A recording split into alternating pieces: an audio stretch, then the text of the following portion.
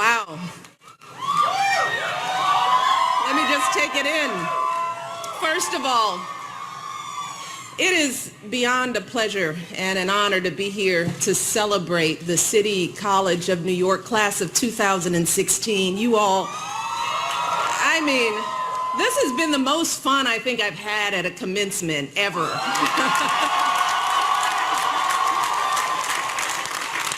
Let me just say a few thank yous. Let me start, of course, by thanking President Koiko for that wonderful introduction, for leadership here at City College, for this honorary degree.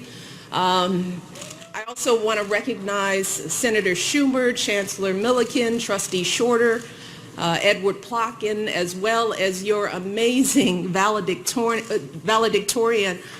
Andoni Mortakudis. Did I get it right? Andoni. And your amazing salutatorian, Aruba Al-Mansouri. I really don't want to follow those two. If anybody is wondering about the quality of education, just listening to those two speakers lets you know what's happening here. And I'm so proud of you both and to your families. Congratulations. Well done. Well done. And of course, let us not forget Elizabeth Klilu for her amazing performance of the national anthem earlier today. She blew it out of the water. But most of all, I want to acknowledge all of you, the brilliant, talented, ambitious, accomplished, and all-around outstanding members of the class of 2016. Woo! You give me chills. You all have worked so hard and come so far to reach this milestone. So I know this is a big day for all of you and your families, and for everyone at this school who supported you on this journey. And in many ways, this is a big day for me too. See, this is my very last commencement address as First Lady of the United States. This is it. So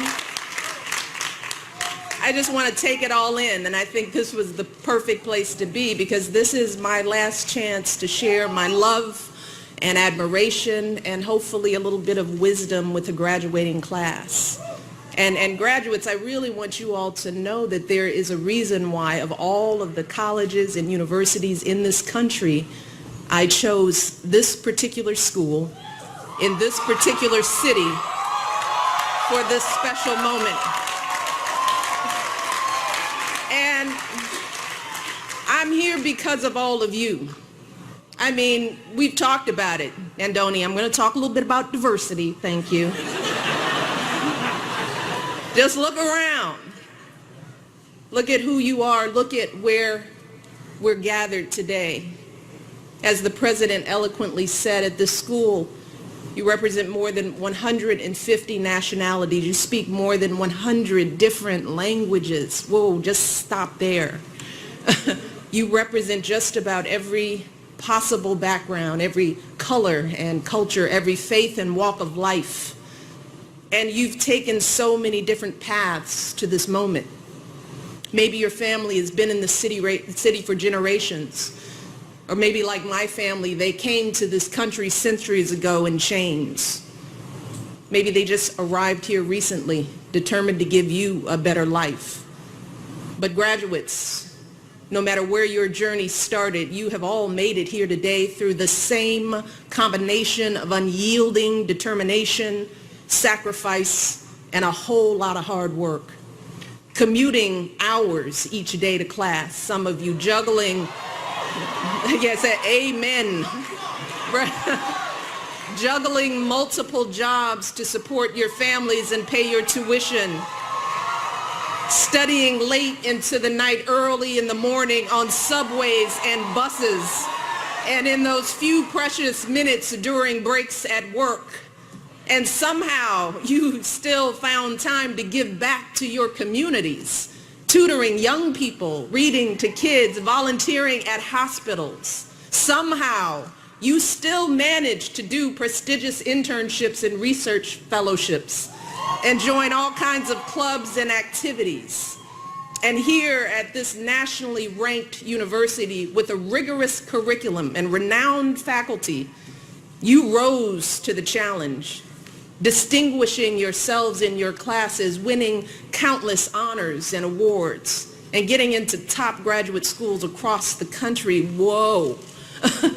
So graduates, with your glorious diversity, with your remarkable accomplishments and your deep commitment to your communities, you all embody the very purpose of this school's founding. And more importantly, you embody the very hopes and dreams carved into the base of that iconic statue not so far from where we sit, on that island where so many of your predecessors at this school first set foot on our shores. And that is why I wanted to be here today at City College. I wanted to be here to celebrate all of you, this school, this city, because I know that there is no better way to celebrate this great country than being here with you. See, all of you know, for centuries, this city has been the gateway to America for so many striving, hope-filled immigrants, folks who left behind everything they knew to seek out this land of opportunity that they dreamed of. And so many of those folks, for them, this school was the gateway to actually realizing that opportunity in their lives, funded on the fundamental truth that talent and ambition know no distinctions of race, nationality, wealth, or fame, and dedicated to the ideals that our founding fathers put forth more than 2 centuries ago, that we are all created equal, all entitled to life, liberty, and the pursuit of happiness. City College became a haven for brilliant, motivated students of every background, a place where they didn't have to hide their last names or their accents or put on any kind of airs, because the students at this school were selected based not on pedigree, but on merit and merit alone. So really,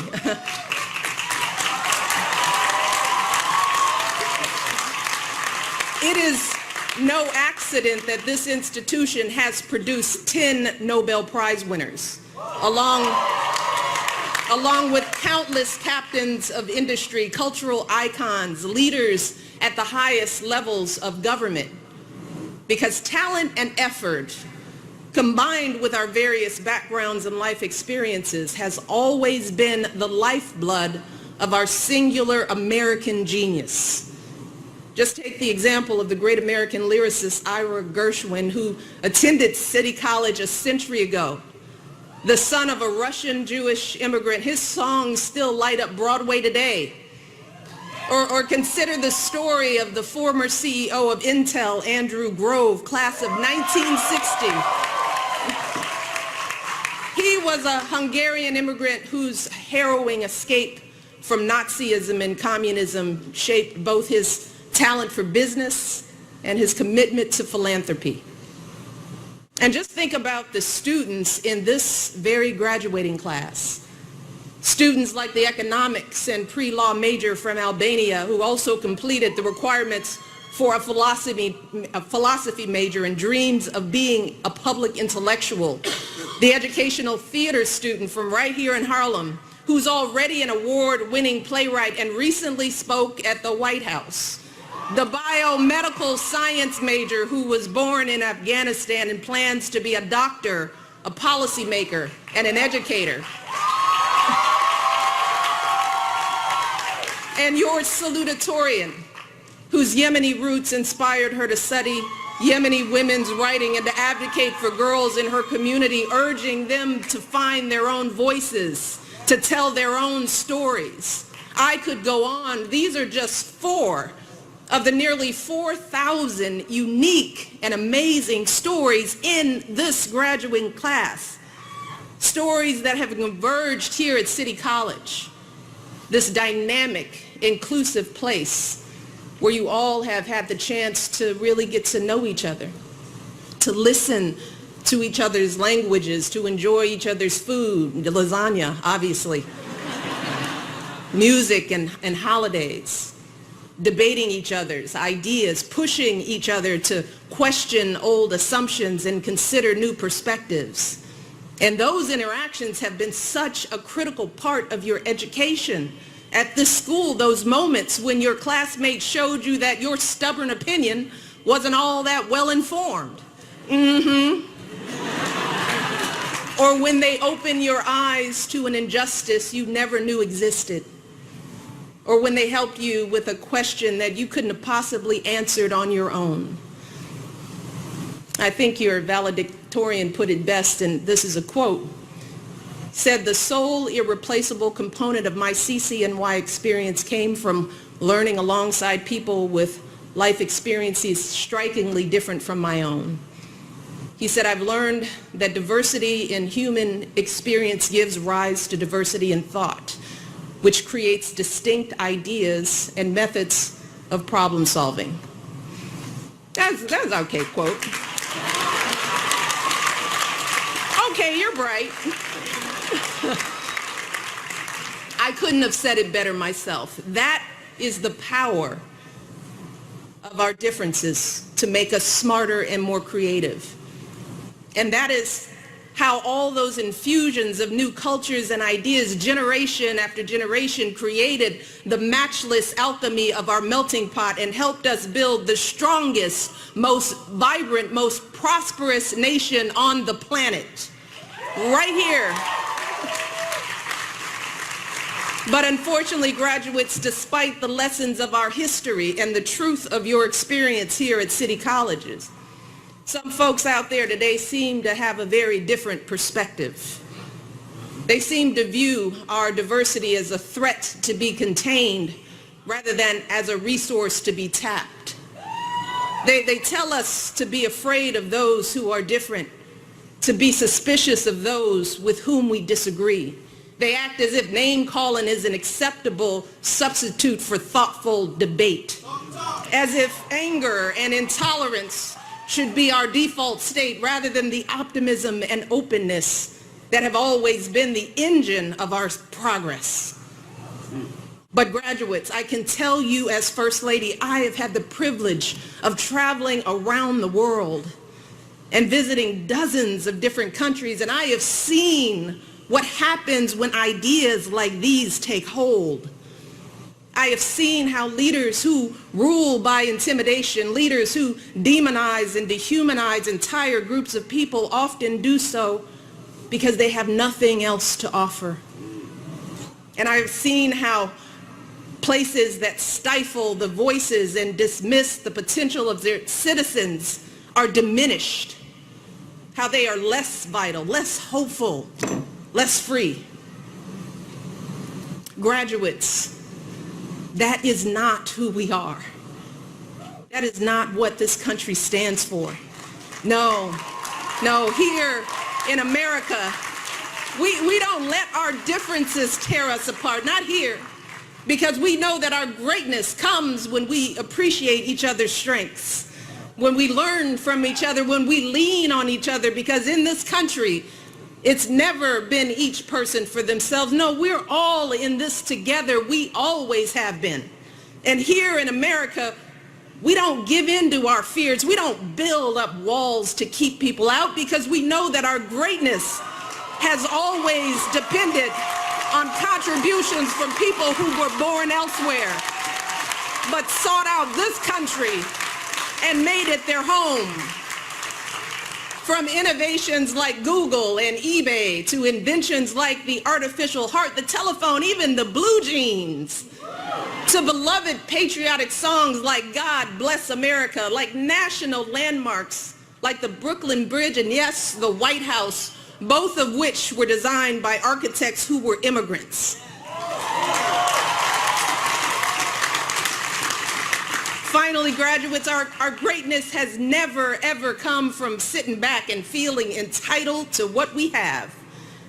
It's never come from folks who climb the ladder of success or who happen to be born near the top and then pull the ladder up after themselves. No, Our greatness has always come from people who expect nothing and take nothing for granted.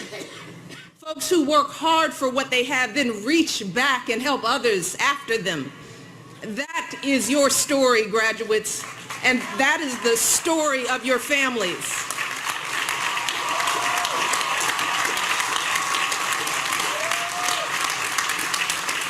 And it's the story of my family, too. As many of you knew, I grew up in a working-class family in Chicago.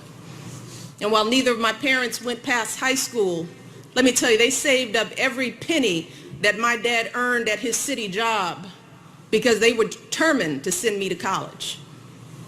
And even after my father was diagnosed with multiple sclerosis and he struggled to walk, relying on crutches just to get himself out of bed each morning, my father hardly ever missed a day of work. See, that blue-collar job helped to pay the small portion of my college tuition that wasn't covered by loans or grants or my work study or my summer jobs. And my dad was so proud to pay that tuition bill on time each month, even taking out loans when he fell short. See, he never wanted me to miss a registration deadline because his check was late. That's my story. And graduates, you all have faced challenges far greater than anything I or my family have ever experienced.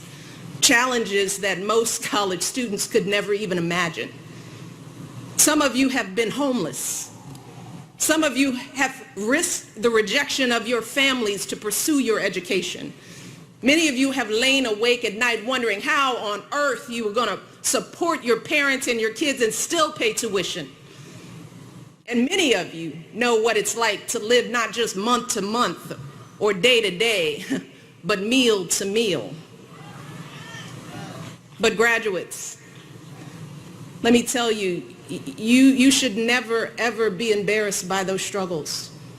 You should never view your challenges as a disadvantage.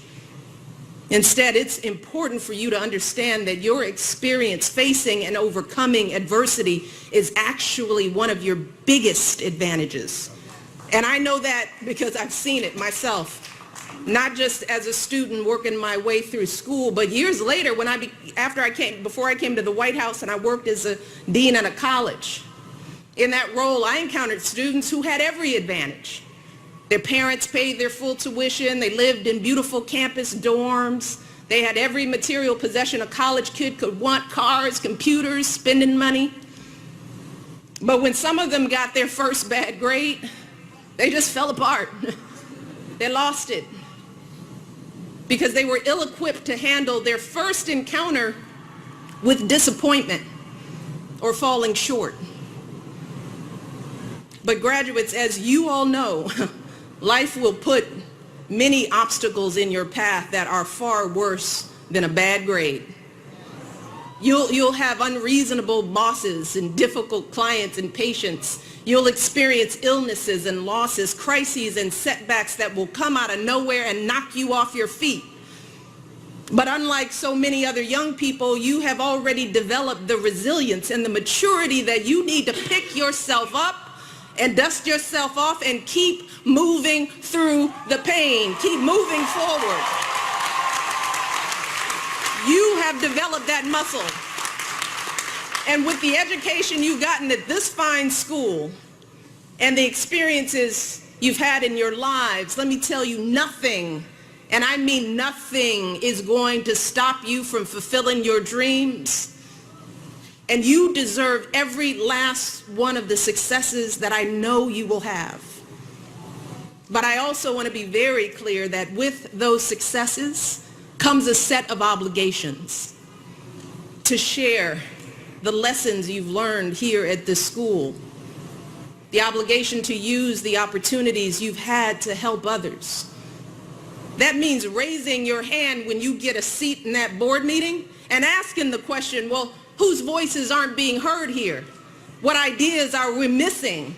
It means adding your voice to our national conversation, speaking out for our most cherished values of liberty, opportunity, inclusion, and respect, the values that you've been living here at this school. It means reaching back to help young people who've been left out and left behind, helping them prepare for college, helping them pay for college, making sure that great public universities like this one have the funding and support that they need.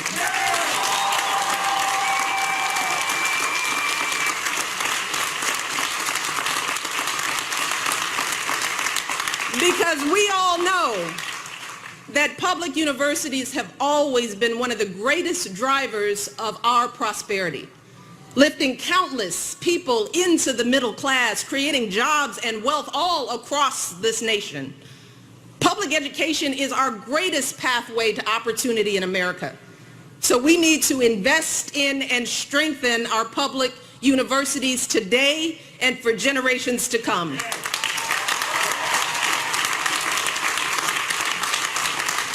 That is how you will do your part to live up to the oath that you all will take here today. The oath taken by generations of graduates before you to make your city and your world greater, better, and more beautiful. More than anything else, graduates, that is the American story. It's your story and the story of those who came before you at this school. It's the story of the son of Polish immigrants named Jonas Salk, who toiled for years in a lab until he discovered a vaccine that saved countless lives. It's the story of the son of Jamaican immigrants named Colin Powell, who became a 4-star general, Secretary of State, and a role model for young people across the country. And graduates, it's the story that I witness every single day when I wake up in a house that was built by slaves and I watch my daughters, 2 beautiful black young women, head off to school, waving goodbye to their father, the President of the United States,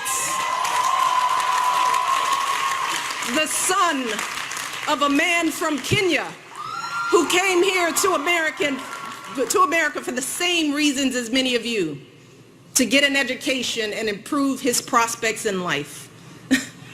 So graduates, while I think it's fair to say that our founding fathers never could have imagined this day, all of you are very much the fruits of their vision. Their legacy is very much your legacy and your inheritance.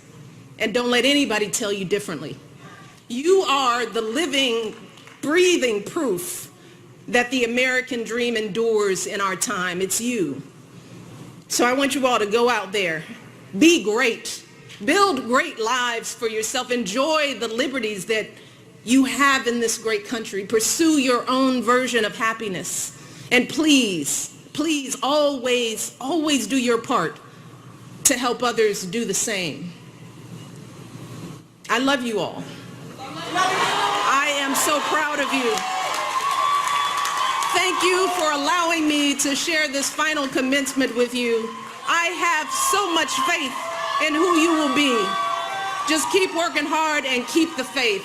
I can't wait to see what you all achieve in the years ahead. Thank you.